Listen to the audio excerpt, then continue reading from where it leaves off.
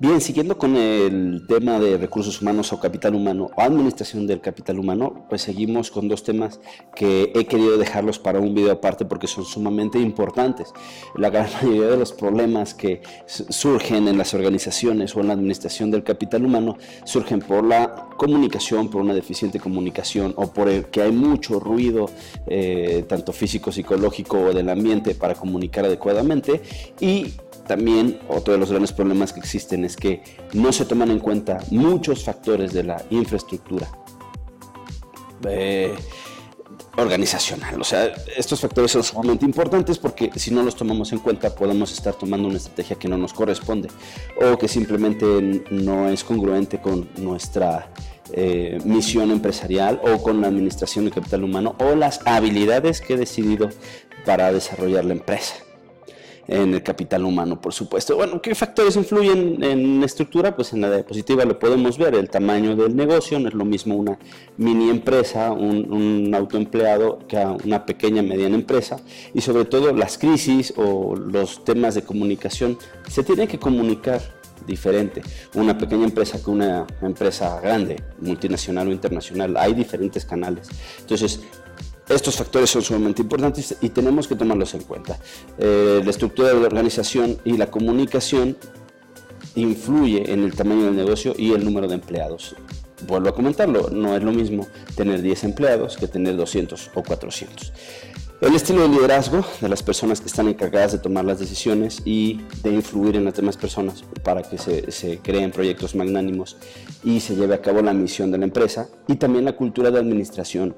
Estoy seguro que todos hemos vivido problemas por los modelos burocráticos que existen en el gobierno, pero es una cultura, una manera de administrar.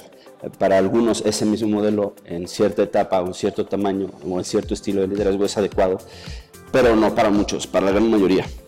Para la gran mayoría de los nuevos empresarios o emprendedores ya se alejan de esos modelos burocráticos, pero todavía existen mucho y hay que tomarlos en cuenta, no necesariamente desecharlos porque simplemente no ha funcionado en ciertas estructuras. Pero un factor que influye en la estructura organizacional, además del tamaño del negocio, el número de empleados, es el estilo de liderazgo y la cultura de administrar las cosas, o sea, qué tenemos y cómo lo administro.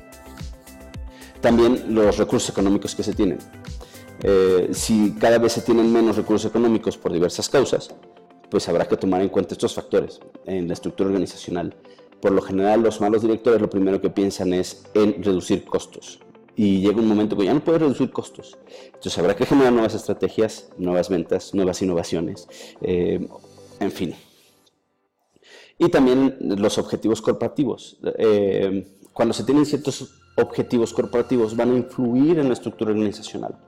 Por ejemplo, si yo quiero estar en un nuevo mundo, hacer mi estructura organizacional más esbelta y más eficaz, posiblemente tenga que estratégicamente hacer ciertos cambios en la estructura para que me facilite el movimiento y la estrategia y la operación y la táctica del día a día. También otro de los temas importantes son las nuevas tecnologías y los cambios en el mercado. Ahora, como sabemos, hay muchísima empresa que se dedica a las tecnologías de información y, hombre, por ejemplo, hay industrias como la financiera que ha cambiado a tal grado que ya existe una subindustria que se puede convertir en una industria, que yo creo que ya se está convirtiendo en una industria, que es las finanzas basadas en la tecnología, las famosas fintech. Y eso hace que la estructura organizacional cambie. Cada vez se automatiza más y empiezan a crear nuevos modelos corporativos y estructurales. Otros temas que hay que tomar en cuenta, ya platiqué por ejemplo el tema de la burocracia, es cómo nos organizamos para sacar adelante ciertas estructuras ya existentes y cómo voy a transformarlas para llegar a otras. También la centralización y la descentralización, que es algo que está muy de moda, sobre todo en las empresas multinacionales y de primer mundo. Hay unas estructuras matriciales que habla, por ejemplo, de que hay que realizar o hay que organizarnos por equipos para sacar adelante el proyecto 1, proyecto 2, proyecto 3. Por ejemplo, en la diapositiva te estoy poniendo un ejemplo de una organización matricial. Y la Shamrock, que la vimos en la clase pasada de la administración de capital humano. Por último, vamos a ver un tema sumamente importante, fundamental, que es el tema de la comunicación. Lo primero que tenemos que ver en el tema de la comunicación es su efectividad. O sea, ¿Qué nos motiva a comunicar una idea? El número y calidad de ideas, la velocidad que se toman las ideas. Por ejemplo, en un equipo democrático, esta velocidad de ideas es muy lento.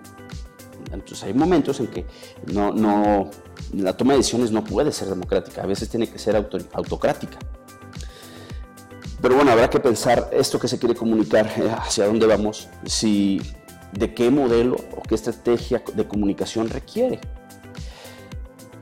Paso número 1 es la efectividad. ¿Qué es lo que se quiere? ¿Qué nos motiva? La calidad de la idea. ¿Cómo se toma la decisión? La velocidad de respuesta ante los cambios de mercado. Una empresa tiene que tomar en cuenta la velocidad de la respuesta que requiere. Antes, si pasaban 1 o 2 años, no pasaba nada si no se tomaba esa decisión, pero se podría seguir tomando y sacar adelante la empresa. Hoy, con tantas competencias, tecnologías, innovaciones, ya no tenemos tanto tiempo. A veces de un día a otro se pierden los negocios o quiebran las empresas.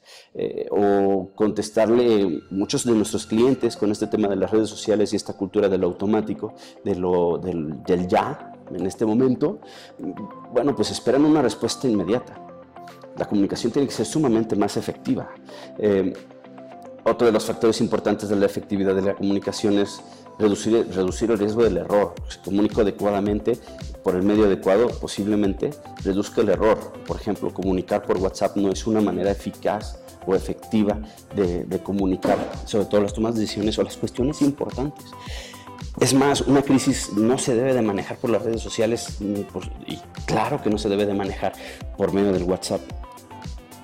Tenemos que tener mucho cuidado con eso, porque a lo largo ya de esta corta historia de las tecnologías de información y en las redes sociales, que no va más allá de 15 años, ya se han generado muchas crisis a nivel internacional de empresas muy importantes por el mal manejo del WhatsApp o de los chats.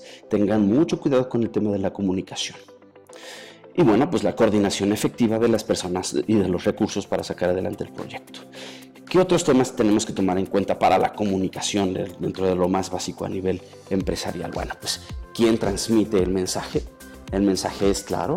Habrá que pensar si el mensaje que yo estoy dando es el que quiero dar y si es claro, si el medio es el apropiado. Por lo general, cuando hay una crisis, lo primero que se tiene que tener es ver a la persona cara a cara. Si no se puede cara a cara, tal vez una videoconferencia o una llamada en el peor de los casos, pero nunca, nunca, nunca hacerlo por redes sociales. Tal vez las redes sociales me pueden ayudar para decir, necesito contactarte, es un tema relativamente urgente, por favor, contáctame. Hay que elegir el medio apropiado. Cuando voy a dar a mis empleados, los voy a felicitarlos por medio de un WhatsApp, no es correcto. Hay personas que lo hacen, por supuesto, pero la práctica no significa que sea ética esa forma de hacer las cosas. Habrá que empezar en el tema de la comunicación y la eticidad. En otro momento trabajaremos sobre ese tema. Entonces, transmisor, mensaje claro, medio apropiado, el receptor, tomar en cuenta lo que está recibiendo la persona y siempre pedir retroalimentación a muchas personas en esta nueva cultura de todo se hace, todo es inmediato. Pocas personas quieren pedir retroalimentación porque muchas tienen miedo o muchas les da flojera o muchas personas no saben que hay que pedir retroalimentación, pero es una vez que te dije este tema, ¿cómo lo entendiste? Platícame. O ¿qué te pareció esto? ¿Cuáles son los puntos más importantes? ¿Hacia dónde vamos? Hay que pedir retroalimentación para saber si está llegando. En la gráfica que yo te pongo en la diapositiva, que está en idioma inglés, vienen precisamente estos temas. ¿Quién transmite? El lenguaje apropiado, el medio adecuado, el mensaje, tomar en cuenta si hay barreras. Por ejemplo, un salón de clases oscuro definitivamente es una barrera. Que la persona hable bajito todo el tiempo, esa es una barrera. Después de eso, si el mensaje le llegó correcto a la persona a la cual se lo quiero transmitir y cuál es la respuesta y la acción que quiero para después tener una retroalimentación. ¿Cuáles son los medios de la comunicación? Bueno, pues oral, escrita, electrónica, visual y no verbal. Tomar muy en cuenta que la gran mayoría de los mensajes y de la comunicación es no verbal. Por ahí se dice que el 80% de la comunicación es no verbal. Cómo está parada la persona, cómo se expresa, cómo se mueve. Y también hay que tomar en cuenta que hay comunicación informal. Hay personas que están comunicando sin saber que están comunicando. Es imposible no comunicar algo, entonces hay que comunicar lo correcto. ¿Y qué barreras puede haber? Más ejemplos de barrera, pues fallar en alguna de las fases del proceso, malas actitudes o por alguna razón física, como lo comenté en el ejemplo del salón de clases. Bueno, suscríbete, dale like, compártenos y nos vemos en la siguiente clase.